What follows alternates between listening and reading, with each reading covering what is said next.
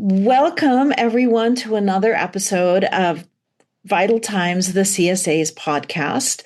Today, I'm really excited to have four wonderful guests who are going to talk to us about the importance of getting involved with local, regional, and national organizations. I am delighted to welcome Dr. Julia Klein, who just graduated as a resident from UCLA, Dr. Marian Sawari, who is the director of the Early Career Forum, Dr. Danny Newhide, who is the program director for a new anesthesiology residency program in Stockton, California, and our wonderful president, Dr. Christina Minor.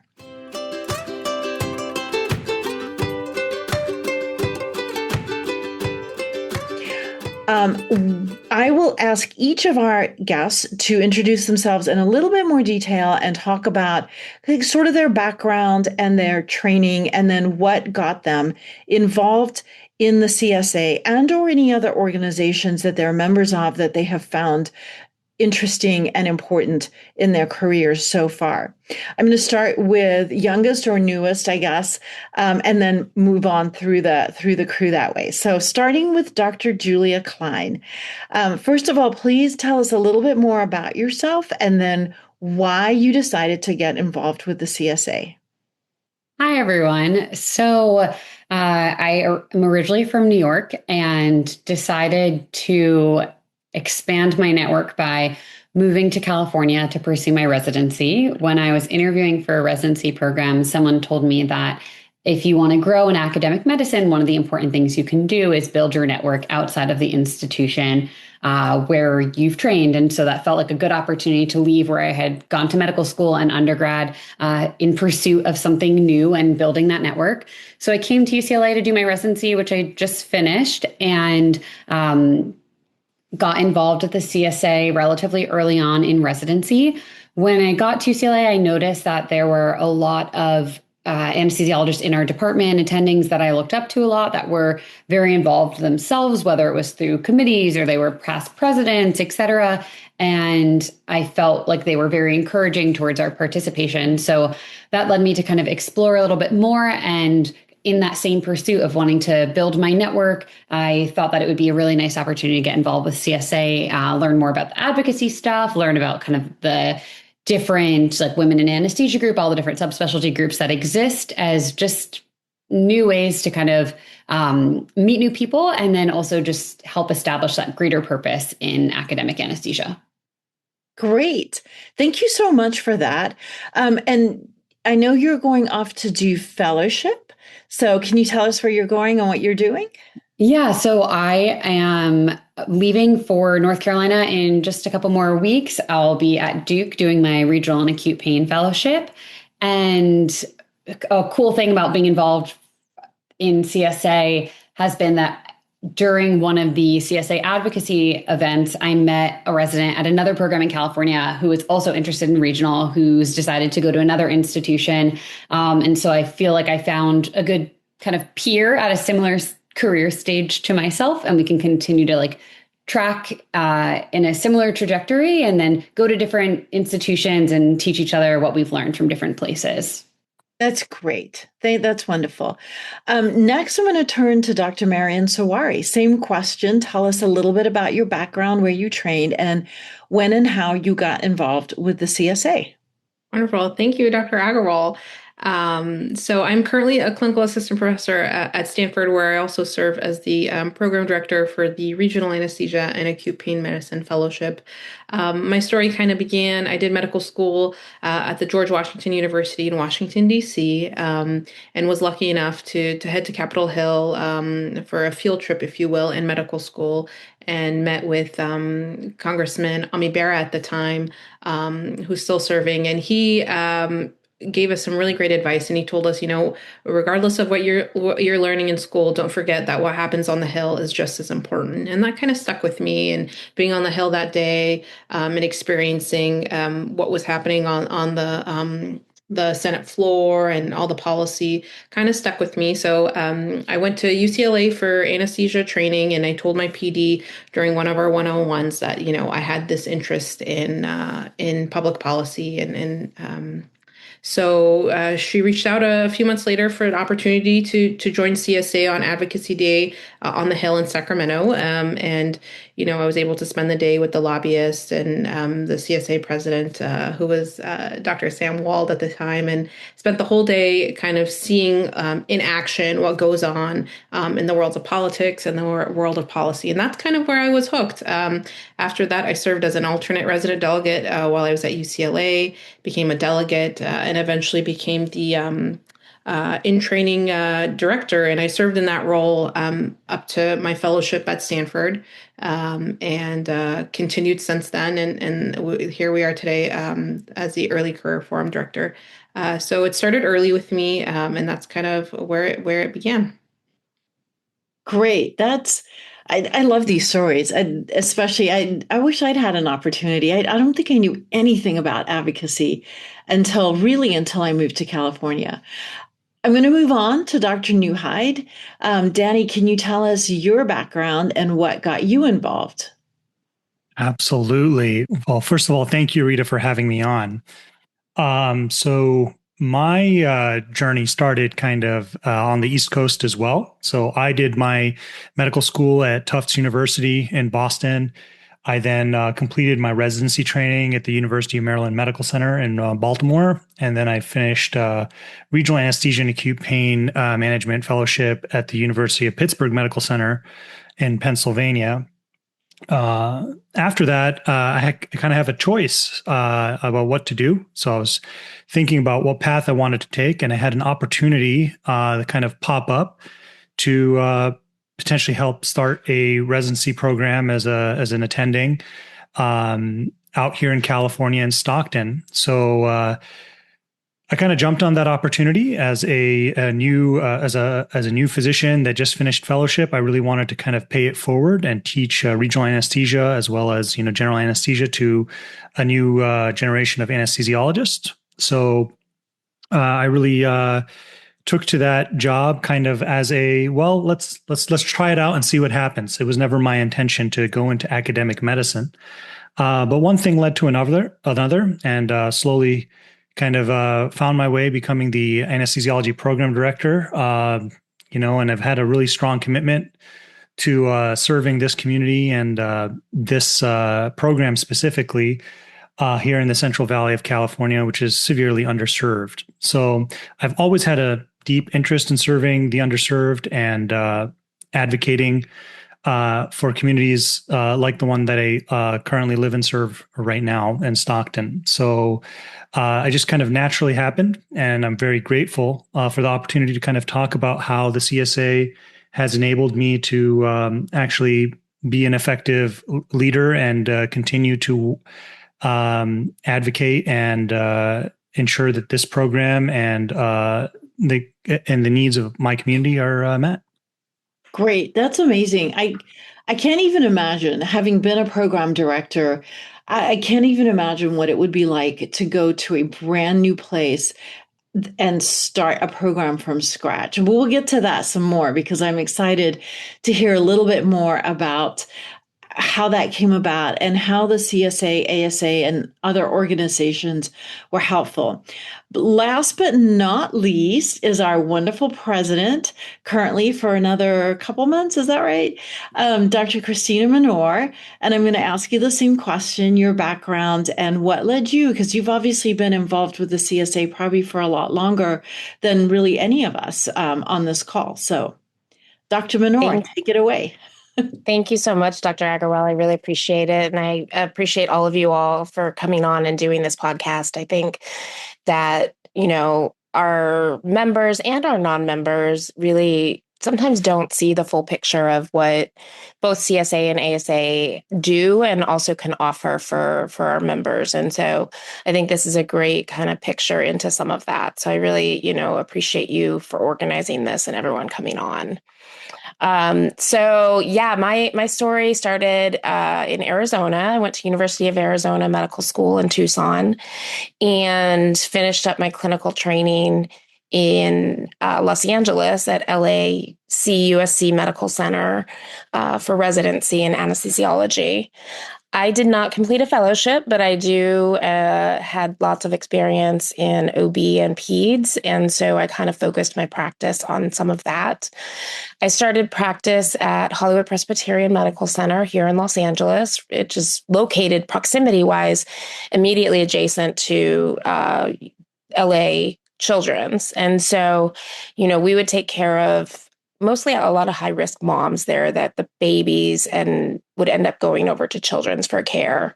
And we would also take care of fetal surgery patients. And so it was kind of a unique, different experience that, fetal surgery was, especially 15 years ago, was, it was very new on the horizon. So it was a good opportunity. And I practiced there with USC OBGYN residents at that time. I became an early chair at my department and started to get more involved, especially as chair in medical staff and, internal medical staff leadership, and I was chair of bylaws, chair of our bioethics committee. And then I became secretary for the medical staff. And, early on, this really opened a whole other door, because you realize you go to take care of your patients, you do your work, you get the bylaws and things like that when you register or when you apply for privileges somewhere. I think a lot of people don't really look at them that much, and I can't blame people. But you realize when push comes to shove, like ultimately things are run and the way things go are all because of that internal medical structure, medical staff structure. And so, I kind of got that picture early on in my attending career. And so, that led also to me being more interested in CSA. I, unlike some of you all, did not have much involvement as a resident, but early on in my attending career, I did become a delegate for my district. And at the time, CSA just had districts. But it was a challenge because, I was in private practice. And at the time, a lot of people that were involved in leadership were really only in academia. It was very rare to have someone from private practice. And Dr. Christine Doyle, is probably one of the other folks that was early on in private practice involved. And so, it was a little challenging to even become a delegate, because I had to go out and recruit people from I'm in the UCLA district at that time. And so I had to go, UCLA folks and try to get people to vote for me, and at Cedars. And so I actually entered as a delegate at the same time as two of our past presidents, Dr. Antonio Hernandez Conti and Dr. Philip Levin. And the three of us started as delegates in the same district at the same time. So it's kind of a interesting turn of events that we all started then, and we all have been presidents, one after the next. And so did that, got more involved, kept getting more involved and showing up. I love Dr. Ed Mariano when he always says, well, you just keep showing up and you're going to get to do more. And so I think that definitely is true, as Dr. Agarwal. So, when you're enthusiastic and you actually do some work, you are able to participate more. And so as things went on, I became an officer and came into the speaker track, vice speaker, and then president-elect and president, right, which I am now. And so, yeah, I've been with the CSA as a leader, starting as a delegate for about 15 years now. And, the trajectory in CSA is a little different than most other states to become an officer. So, it's a large state. We're the largest as far as population of anesthesiologists in the country for component society. And so to become, in New York is second, and then Texas. And so to become president in these particular component societies, it's a serious commitment of, probably at least about 10 years. And so to get to that point. And so I think, some people come in and they're like, I want to be CSA president, which I love the enthusiasm, but they also sometimes come in and think it's going to happen in a year or two. And so, I think being in a large state, like us that have many talented folks, that's the reason that trajectory is longer. And it's not that, other states are not as important, but you just don't have the volume of interested people in leadership. So, some of the smaller states have had the same ASA director for 20 years because there's just not interest in leadership, and there's not the number and volume of anesthesiologists in those states. So, yeah, that is so true. I came from a smaller state. I don't think Colorado is a really small state, but in terms of the other, as we like to say, the other CSA, the Colorado Society, it is a much smaller organization, and one that I was not really involved with at all. I had been involved with my national pediatric anesthesia organization. So for me, the CSA here, the California Society, was a real revelation. And as a result of that, also for me, I got much more involved with the ASA than I had been before. I do want to go on and ask a few more questions. Again, going back to Dr. Klein. Julia, what is one thing you already mentioned meeting another resident who was kind of on the same track as you in terms of residency and fellowship, but is there, or can you think of one particular event or series of events that really helped you clarify how important involvement in sort of local, state, national organizations is, and hopefully will continue to be in your career? Of course. So I think the experience that stands out to me a lot was getting to participate in one of the CSA advocacy days. I just feel like it really brought to life how critical our knowledge base is and how much value we can add to the conversation when healthcare, and especially things involving anesthesia, are at stake in governmental processes. And at the time that I did it, there was, as there often is, kind of different types of bills that were going through the state of California involving who could practice anesthesia in the state. And meeting with all of these different representatives really opened my eyes to how important it is for us to be present in these conversations. And the knowledge that we have is, I sometimes take for granted what we know compared to the average person about maybe what it feels like to be inside the healthcare system. And so that made me just really excited about continuing to participate in this organized medicine, to learn from other people, and then just to be a part of what's going on at a larger statewide level, or hopefully one day at a national level. But if we want to really be committed to our field and the opportunities we have and opportunities for growth, I think we need to stay really present in what is going on in the government, even though it sometimes can feel like our job is separate from that. Great. Dr. Sawari, what do you, can you tell me about a particular experience or event or, something that really helped solidify for you how important involvement is for everybody? Yeah, I think one of the first phrases I heard when I was on the Hill that I hear quite often when I go back is, if you're not at the table, you're on the menu. And I didn't necessarily know what that meant until, when you go to a couple of these meetings and you see these lawmakers or their staff talking about bills related to anesthesia, directly related to things we do on a daily basis, and realize that oftentimes they don't even know what we do at all. And one of the prime examples recently with fentanyl being all over the news is, we walked in and the policymakers were very adamant that fentanyl had to go away no matter what, and completely unaware that we use this drug on a daily basis with almost all of our patients. And so it took some time just to highlight that it's really illicit fentanyl that we're going against. Otherwise, had this bill gone through, we would have woken up the next morning and all the fentanyl would have been gone. So small things like that, just adding the word illicit, being able to show up and say, hey guys, we totally agree with this, but could you please just add the word illicit to this bill, makes a world of a difference. And so basically that was it, realizing that if we don't speak up, if someone doesn't show up to these meetings, if someone doesn't speak up on our behalf, on the behalf of our patients, then a lot of things can just get swept under the rug. I can't even imagine what would have happened if you hadn't been there, or a representative group hadn't been there to clarify that fentanyl is a drug that is used every single day, not just by anesthesiologists, but inpatient, outpatients, emergency rooms.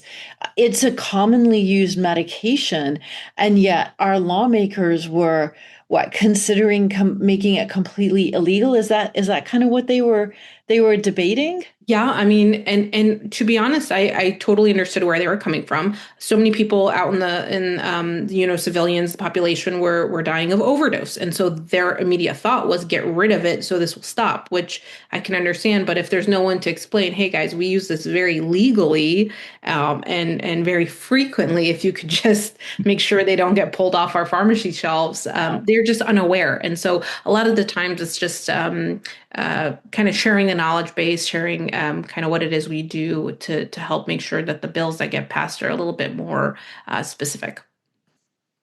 Great. Dr. Newhide, same question to you. What, if any, particular event or incidents really helped clarify the importance of being involved with organizations like the CSA and or the ASA? Oh, wow. Trying to distill it down to just one event is really hard because for me, the CSA kind of has been almost like a forum for me to build connections and find opportunities professionally on many different levels. And that's happened over the course of many meetings. And as I've gotten more and more involved in the CSA, really the opportunities are endless depending on what people's interests are. But for me personally, my initial motivation for joining the CSA was to start building connections because I recognized very early on that one of the things that my program and my professional needs were going to need in terms of my job was to just help facilitate some of the connections between my program and other programs around the state. And I found that the CSA was a great place to meet people and find and talk about education opportunities, educational opportunities, advocacy opportunities, and really start to, foster kind of a sense of identity of not just my program, but for myself, kind of what it means to be an anesthesiologist in California. So on a personal level, the CSA has kind of helped me find my place kind of in the state and what it means kind of for my program and for my community and kind of as a anesthesiologist here in California. So there's a lot to kind of unpack there. But I would say the first time I really felt that we accomplished something or we actually do stuff in the CSA was actually attending a meeting at the House of Delegates because when I first joined, I joined as an early practice forum delegate, and just understanding all the work that was done, all the work that was planned to be done, really kind of opened my eyes to how important the CSA is. At a level that I wasn't even aware of, even having kind of been involved previously. So I think that I definitely echo, the earlier sentiment that I think one of the other speakers said is that the more that if you show up, the more you get involved and the more opportunities that you'll see, but also the more you value the organization for what it does. So that's maybe my short answer. Great. Thank you. And I still want to come back to asking more, but I have a feeling if I get into the program building, I'll want to spend all of the time on that. But I do want to come back more to that eventually. Dr. Minor, I know you've been involved for a long time, and I'm sure you've had lots of experiences. Is there any one particular thing that comes to mind that sort of highlights how important, and it doesn't just have to be the CSA. It really is just about getting involved with organized medicine at some level, is to not just to your career and your professional fulfillment, but just to maybe society as a whole. I think the fentanyl example was pretty remarkable, and Dr. Klein's comments around how little lawmakers who are making laws that affect all of us know are really telling. And of course, Dr. Newhide's support that he's received from the CSA and from the connections that he's made through the organization are really important. But is there something that you in particular can point to and say, this was my aha moment? It's a really good question. I think it's challenging to try to, like Danny said, to pick one. And I think that there have been many aha moments over the years, still having them today as president. And I'd say early on, it was really kind of like Danny coming to the House of Delegates for the first time. I literally was in awe of like the process, the governance. I think as many of us started out, you come to that and you're like, how can I possibly ever get up and speak? Right. And I think, just being able to share that with new delegates now, I'm hoping helps them be more comfortable and open to being able to share their thoughts and how important it is to have them at the table, like Mariam said as well. And so I think my aha moment also was entering that first House of Delegates and seeing that perspective from the CSA. As things progressed, it's really, I was not that involved in advocacy work early in my CSA time and career.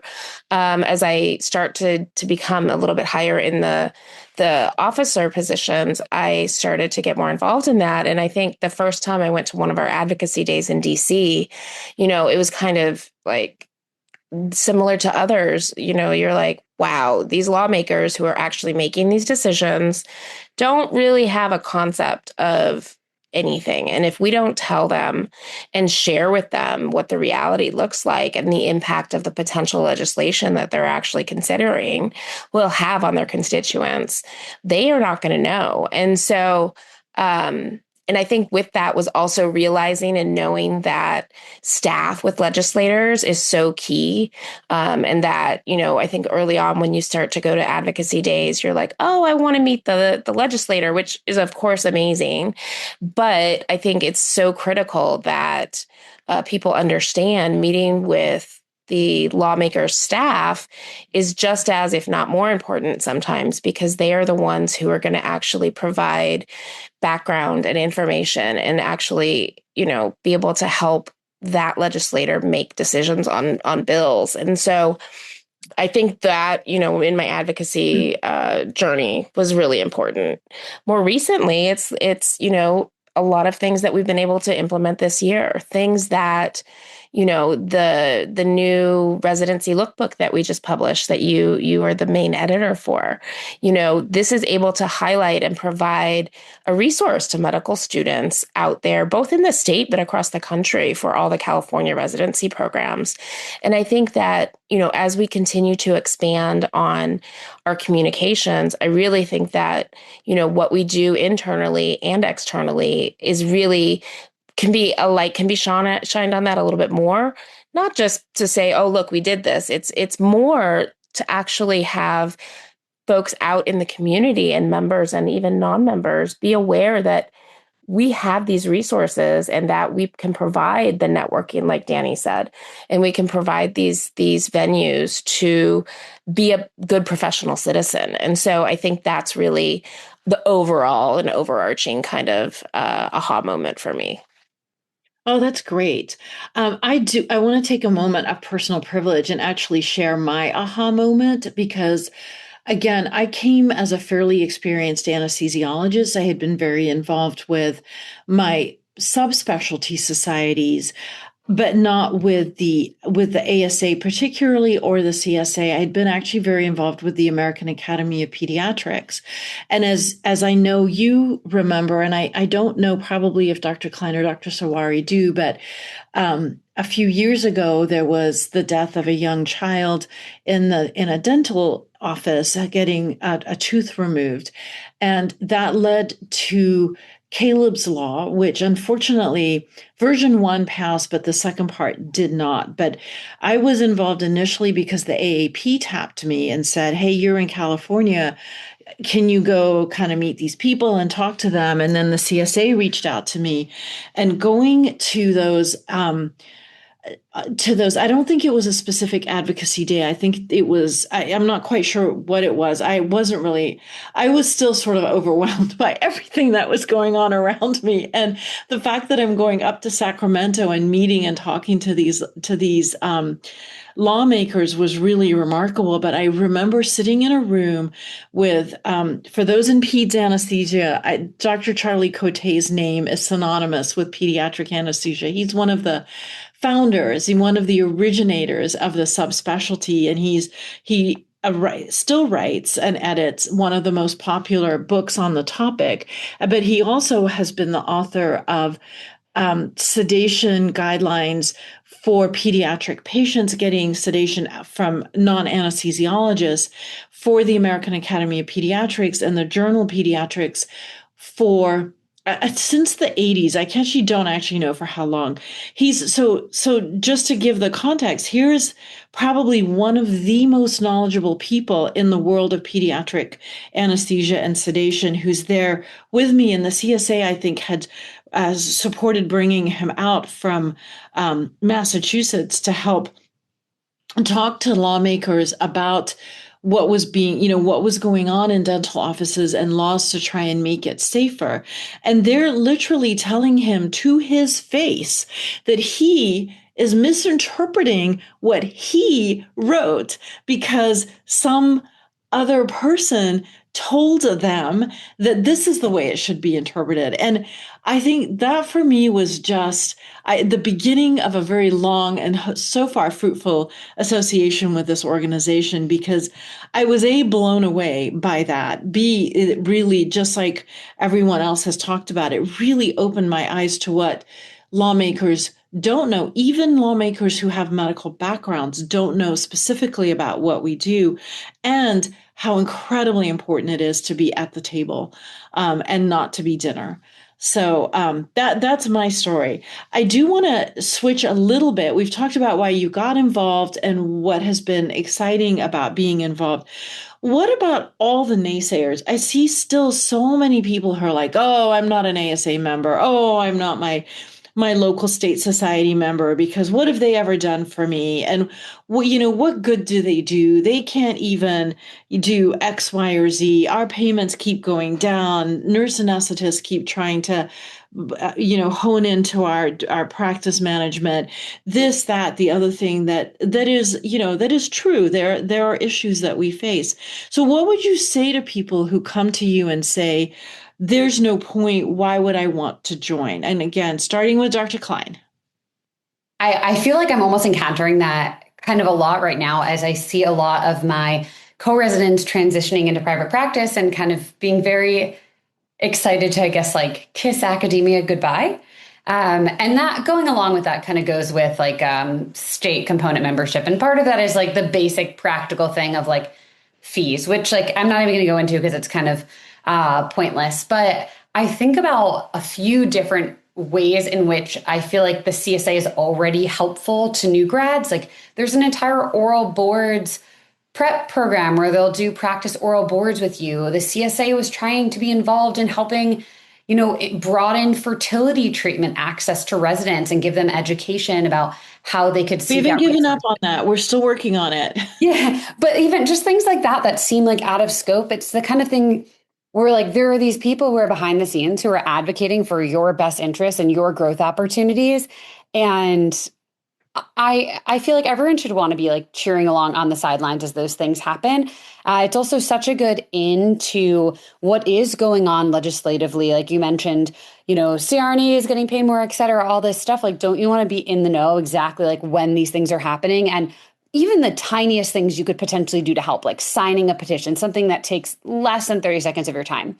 And then finally, I guess my vision of being in medicine, potentially that's just because I'm someone who just like really is such an academic through and through, but kind of taking a step back from that, I still think no matter what you do in medicine, I went into it this vision of like a lifelong learning path. And at the end of the day, like between the ASA and the CSA, there's so many education components that happen beyond the training level, but just everything that happens afterwards. And I think having that vision of just because training is over doesn't mean learning is over. Like it's just, we're going to continue to learn and grow over the course of our careers is, I hope, an attitude that most people will be willing to take. And I think it's the kind of thing that state and national societies can help support if those goals align with your ideas. Great. Thank you. Dr. Sawari, what do you think? What do you tell people who are like, why do I need to be involved with this? Why should I even join? Dr. Agarwal, when you asked that question, it kind of reminded me of the argument that comes with vaccines.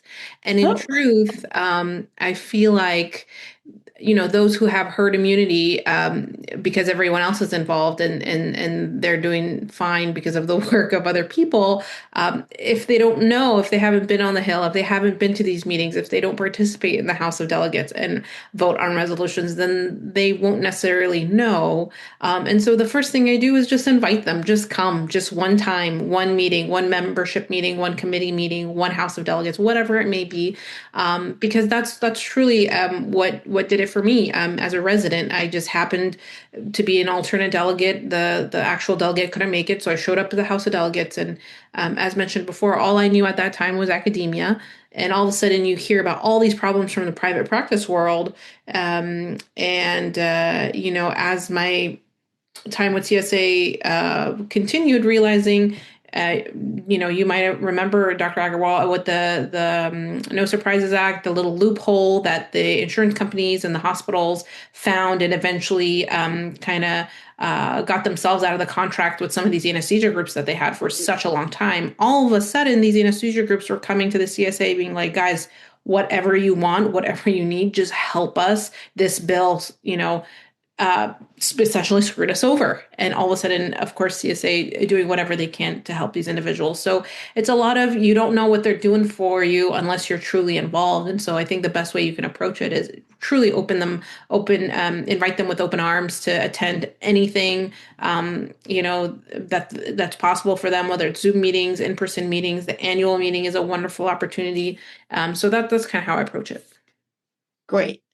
Dr. Newhide, how about you? Well, several of my faculty members have had them convinced to join the CSA. And in fact, I'd say one of my co-faculty members has also become a district delegate because of it. So I don't want to say I've had success in it, but I would say that I think most people in my organization at this point see the value in what the CSA does. But I think, it speaks a lot to what being an anesthesiologist is all about. I mean, in general, I think as anesthesiologists, we're pretty self-sufficient folk. We are very independent, kind of like a one-person army in the OR. And many times we're doing everything that we need to do by ourselves, while the rest of the OR staff kind of is doing their thing. And specifically for me, because we work in a kind of community practice setting, I definitely understand that mindset. So a lot of people are kind of in this very independent mindset, but I think all of us experience frustrations in our day-to-day work, and you realize you have to work together as a team to overcome challenges. And this is like the biggest team that we have, not just outside of our institutions, but at the state level. To be honest with you, we're only one bad law away from our lives being turned upside down at any time. So It's very important that we have a organization that advocates for our specialties, interests, and specifically our specific profession. No one else is going to do it for us. So, we have to do it. And I think, that's part of being a professional.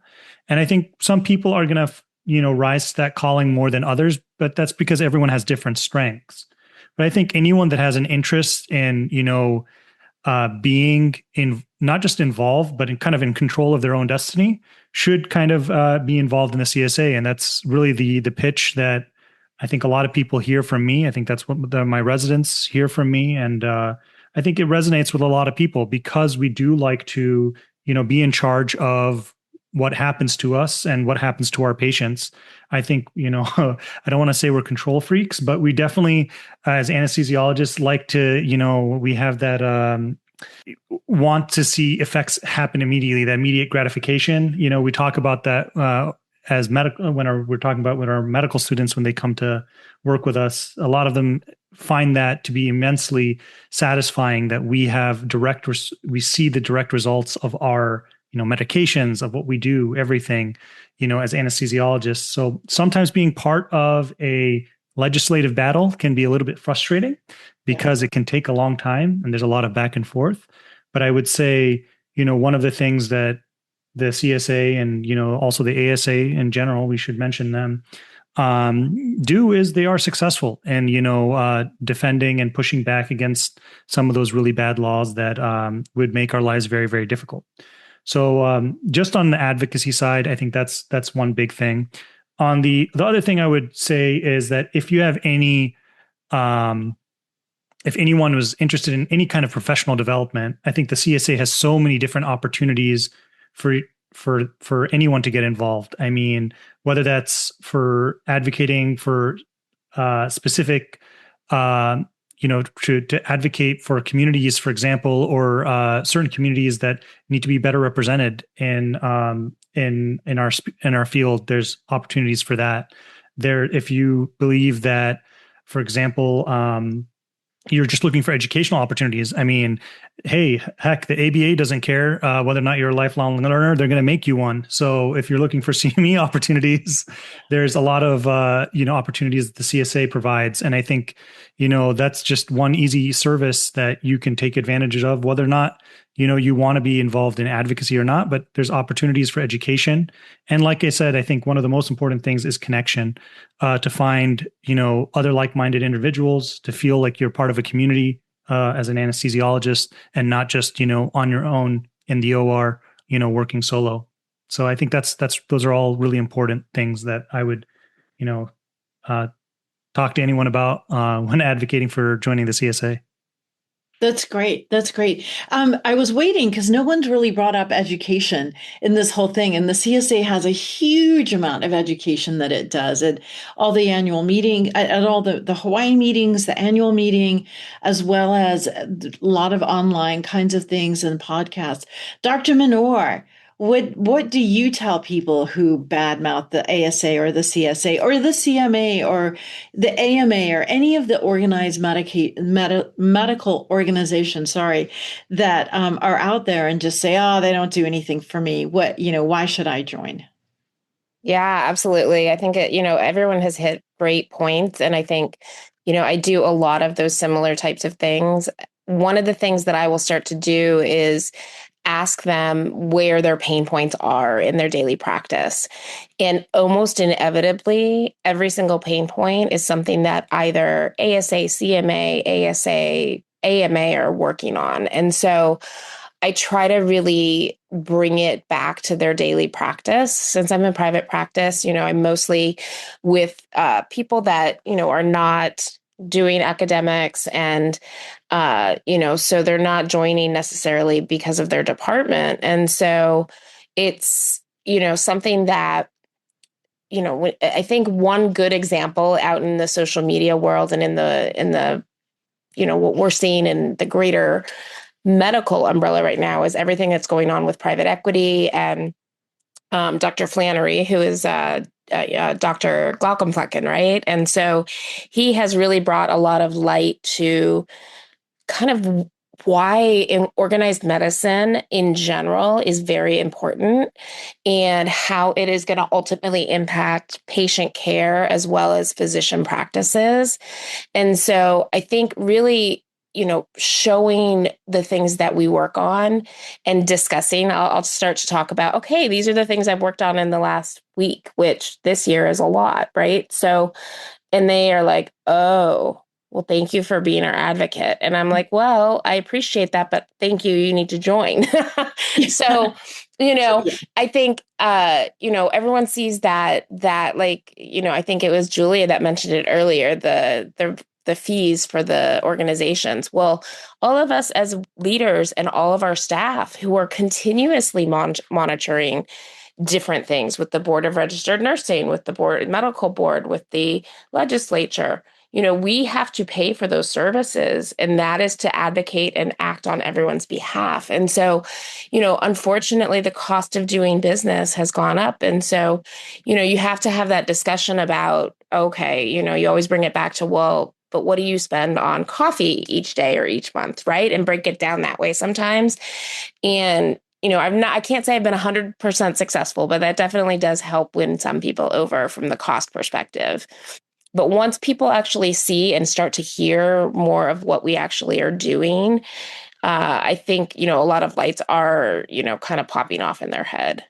I agree with everyone else. Bringing people to a meeting or bringing them to a legislative day or something that they can actually see for themselves is priceless. So especially residents, we just recently had our residency advocacy day up in Sacramento. And, some of the residents were fresh. That was their first time they've been with legislators, and then some had been very experienced.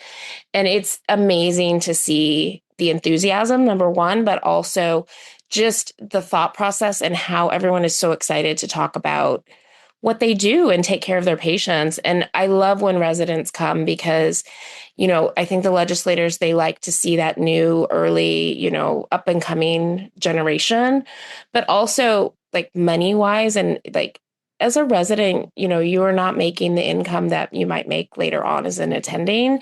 And if you're doing this advocacy work because you truly generally care about your patients and population, even when you are not being paid probably adequately, in my opinion, as residents, I think sometimes the legislators even take that even more to heart. So not that they don't take what we say to heart. I think they still do, but I think it's not, sometimes, we're in a different sort of light by some legislators and definitely other special interest groups. So, long-winded answer. So, I think that, I try to win people over with just actually showing them everything we do. And with that, this year we implemented this newsletter and with the hopes of actually being able to better inform our membership of what we actually do every week. And so, I think we're continuing to strive to,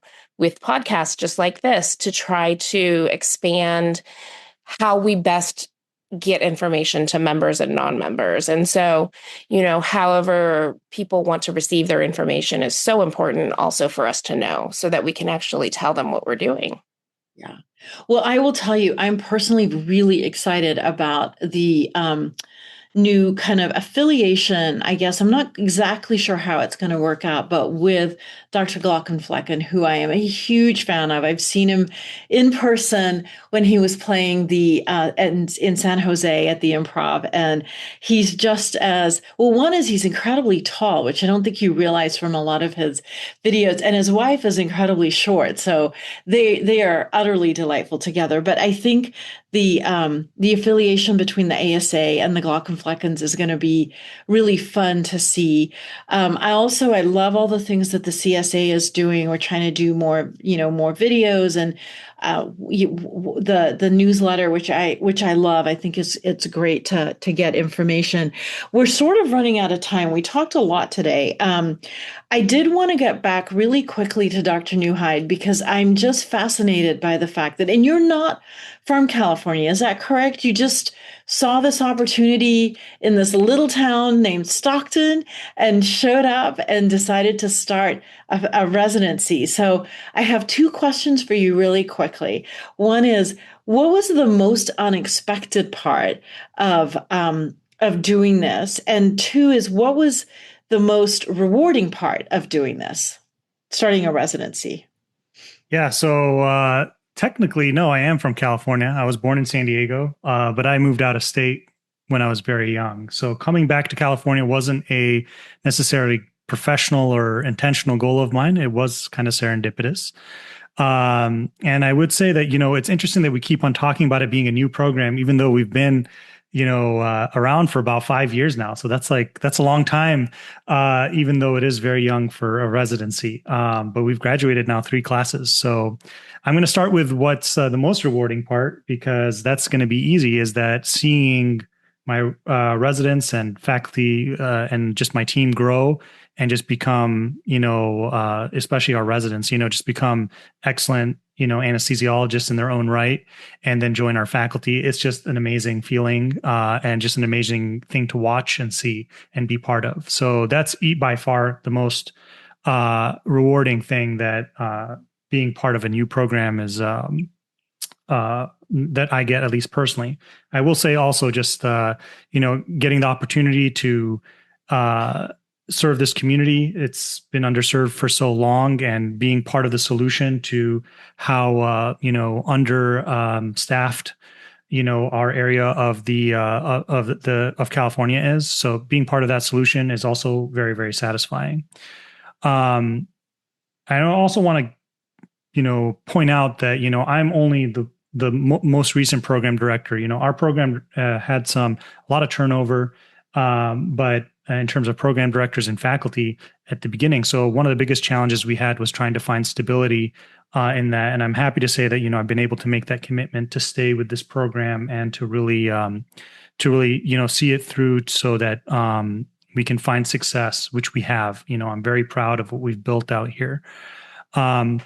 But I think that especially if you're trying to build a residency in an underserved area, you're going to have challenges finding the people to build that and to partner with in order to make that a success. So I'm very also proud of the team that we've built out here. We have excellent faculty. We have, I'm very grateful to my chair, to the hospital. They have been excellent partners in building this residency, and they've made strong commitments to GME. So, St. Joseph Medical Center has made a huge commitment. We're rapidly expanding GME, and our team here is also on the ground is just incredible. So I want to say that, that all of that, it's been a big team effort. It's not just me. So, I want to also say our chief residents have been just a huge instrumental part of that, as well as just our residents on a day-to-day basis in building this program as well. So, but what was hard? What was unexpectedly hard? Honestly, everything, from the very beginning, you'd think that, okay, so, we're starting a residency. Like you have to build a schedule out, rotations, you have to build the day-to-day things like that you take for granted, I think, in an academic program. Like, what does the block schedule look like? How are you going to find, one of the things that a community hospital program like ours has a challenge is finding subspecialty, sometimes exposures or clinical experiences for our residents. So, for example, partnering with local institutions or in the area, such as Shriners or UC Davis, for pediatric and neuroanesthesia clinical opportunities is, vitally important for programs like ours. So, those things that you take for granted at a big academic center, such as even research opportunities or lectures, finding faculty and teaching faculty on how to deliver effective lectures is not easy, right? Building out a didactic curriculum. So really, we had to build everything from scratch. And, that is a challenge. Every day we find new things to improve. And I think that's kind of what has contributed. It's kind of like a startup mindset. You have to really be looking and be really dynamic and looking at solutions that are not conventional sometimes. But and so that's kind of, there's I can't even begin to start. Right. It's a huge it's been a huge undertaking, but I think the biggest challenge for us, if I had to be honest, was building the team being the faculty, because this is an underserved area, right? So who's going to be teaching residents? And, what are their areas of interest? You have to kind of build your dream team because this is a small residency. So we have a small faculty. We don't have a huge bench. So each person really has to come in and bring in their area of subspecialty of expertise that contributes to this. So, it's kind of like building, an all-star sports team. You need to have people in specific roles. So that was a challenge. And we really were able to find awesome people. I'm very, very grateful for the people, my coworkers that I work with every day. They make my job a lot easier. Let's put it that way, because they bring so much to the table. Well, thank you so much. And we will follow up and do a subsequent podcast on this whole topic. And 5 years, I mean, I think Stanford is what, 50 years at least? I don't know how long old, and UCLA is probably in that range. So it is a relatively new program. But because there's been several newer programs that have been built recently, I think it would be really fun to try and do a podcast on this. We are kind of out of time, but I'd like to turn it over to Dr. Christina Menor as current president of the CSA to close out this episode of Vital Times with any last minute words of wisdom that she would like to share with us. Thank you so much, Dr. Agarwal, and everyone on the call, on the podcast, because, I think everyone, especially at our different stages of career and also involvement in organized medicine, can really help and highlight, different opportunities and different things that we've all come across, both good and bad challenges, right? And so I think parting words are really that, we are a profession. And I think, if we want our profession to continue, we all have the, responsibility to participate as good citizens in a professional citizenship environment. And that includes organized medicine. That includes at your hospital level, getting involved, things you get upset about, the reason or a policy or something. Well, again, if you're not at the table, you're on the menu. And we are in particular, as anesthesiologists, well versed in how the hospital works. And so we actually are invaluable at that medical staff level to be able to provide insight and assistance. And so I think my parting words are, even if it's just going and joining a committee at your medical staff, start and be a good professional citizen. It's frustrating. I think people have a lot of burnout and, these types of things. And people always ask, well, why do you spend all this time with CSA and on your leadership? And I say, well, actually, I think that's what's preventing me from having burnout, because it is, an outlet to be able to provide some hope and some, advocacy for change. And so I think that, each of us has that responsibility, just like we have responsibility to go and, be a good citizen as in your city and state and country elections as voters. I see it the same way as a profession. And so I think being a good professional citizen and participating in this, whether it's just being a member and then you can support the rest of us doing this work, or, getting involved at different levels, I think that is really key for the organization, as well as just, our profession to continue and thrive. So I really appreciate everyone's time, and thank you guys. Thank you, Dr. Agarwal.